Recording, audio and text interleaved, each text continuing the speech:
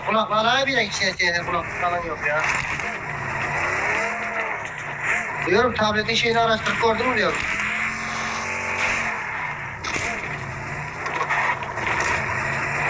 Tabletin kutusunu araştırıp gördün mü diyor, araştırıp gördün mü tabletin kutusunu? Oğlum. Tamam değil mi? 48 mi Şimdi- buldum? Peki 40 ekranı böyle için vermiyorlar ya. Ne yapmışlar? Peki. Oğlum park. Oğlum park geldik 64 grup ya. Ana yerime İyi bak gittim. öyle. Ya ben yuvatanla almıyorum. Benim. اخطر مكان Bunu bana dürbün ver. Ödümcü turbin ya. طلقة شوت جان Vatandan aldım içime. Niye almayayım bu? Ha bir turbin tapardım. هذا مشكلة Şimdi yanlış şey vermeden arkadaşlara yani.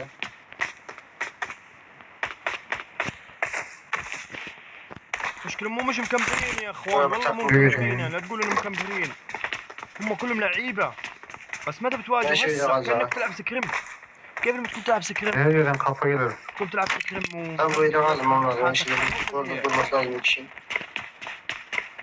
بس انا يمكن ثاني جيم ولا ثالث جيم العبه بس كل لعيب ولا واحد بوت ولا واحد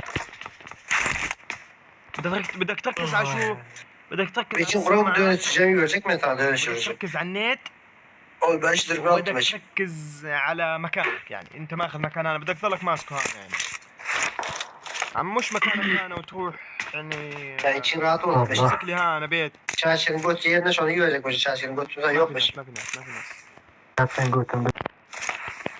Götü içimde bir de göt var ya burada çarşı. Alsın Benim başka. yap. Abi, o başka amına telefon alsan yine almak lazım berek. Orijinal götü kan çırpıyor. Telefon var ben veriyor ona. Telefonda gerek yok. S25'lerde.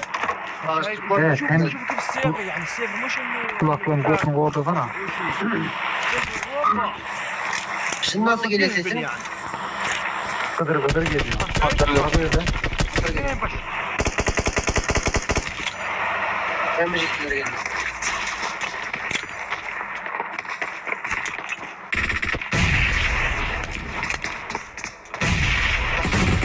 ايضا واحد واحد Gel Riyad sizinle gel de.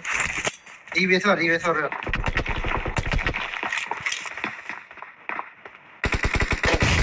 يا ابن الحلال Ben sikeyim sen Riyad. Bunu patlattım ha. Tamam. بعدين معك يا زلمه هيا هيا عندك يا إيه، إيه. Watch out! هيا هنا Watch out! رجعتني بالنيد يا زلمه